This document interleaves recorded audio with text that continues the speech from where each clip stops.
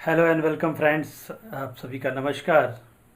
हमारे चैनल उत्प्रेरणा एवं ध्यान यानी कि मोटिवेशन एंड मेडिटेशन में तो लास्ट बारी हम लोग लास्ट वीडियो में हम लोग ने इस बात पे इस चीज़ को देखा कि प्राणायाम में पूरक कुंभक रेचक किस प्रकार से फ़ायदेमंद है और उनको किस प्रकार से अनुलोम विलोम में हम करते हैं।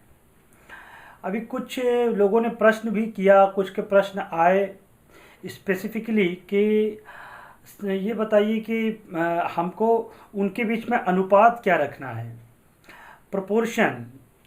जैसा हम लोग को मालूम है, मैं फिर से बता दूं कि उनके लिए जो लोग बिल्कुल भी योग को एक अलग चीज़ समझते हैं, प्राणायाम को एक अलग चीज़ समझते हैं, जबकि हम सभी श्वास ले रहे हैं।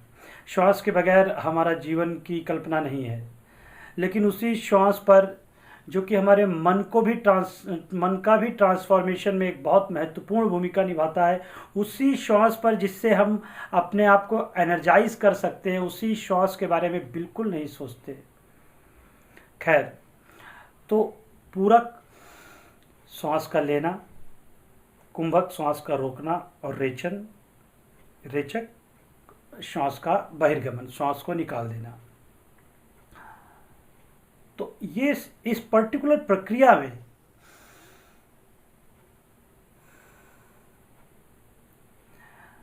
तीनों को कितने समय के लिए करना है। कहीं पे 5, 10, 15 यानी कि 5 सेकंड लीजिए, 10 सेकंड रोकिए और फिर 15 सेकंड छोड़िए। कहीं पर 1, 4, 2 है, कहीं पर 3, 5, 7 है, 3 सेकंड, 5 सेकंड, 7 सेकंड फॉर पूरक कुंभक एंड रेचक। लेकिन ये बहुत महत्वपूर्ण है कि एक्चुअल में ऐसा क्या है। अगर हम शास्त्रों पे जाएं, किताबों पे जाए तो ये हम देखेंगे कि मोस्टली 1:4:2 का अनुपात है। अब इस 1:4:2 को आप 2:8:4 का अनुपात मान सकते हैं, 4:16:8 का अनुपात मान सकते हैं, but actually it is 1:4:2। But still फिर भी ये सभी के लिए समान नहीं है, क्योंकि जो लंग्स कैपेबिलिटी है, हमारे श्वास लेने की प्रक्रिया है, हमारे श्वास लेने की क्षमता है, वो सबकी अलग अलग है। इसीलिए मैं ये कहना चाहता हूँ कि प्राणायाम में पूरक कुंभक रेचक को एक्चुअली में किसी भी प्रकार के योगा में, किसी भी प्रकार की शारीरिक एक्टिविटी में जितना हमारे शरीर से बन पड़े, जितना हमारा शरीर सुविधाजनक कर सके, उतना ही करना है। तो 1:4:2 is not the ultimate criteria कि आपको वही चीज़ करनी है।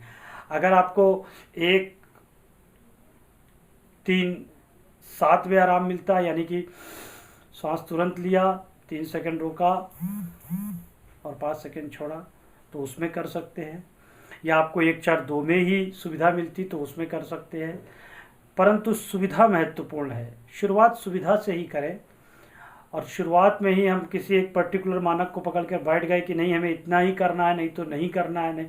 और अगर वो नहीं हो पाया उतना, क्योंकि उसी अनुपात में बढ़ता है ना, 1:4:2 लिया, फिर वो 2:8:4 हो जाएगा, फिर वो 4:16:8 हो जाएगा, तो वो चीज़ बढ़ती रहेगी। फिर वो 8:40:16 हो जाएगा, यानी कि 8 सेकंड लिया, क्योंकि धीरे धीरे उसको बढ़ाते रहना है। लेकिन उस पर भी मत जाइए। अगर हम 1:4:2 या 3:5:7 किसी से भी संतुष्ट हैं, उसी को करें, स्वतः ही होने दीजिए। योग का या प्राणायाम का सारा खेल ही स्वाभाविकता का है, स्वतः का है। वीडियो देखने के लिए धन्यवाद।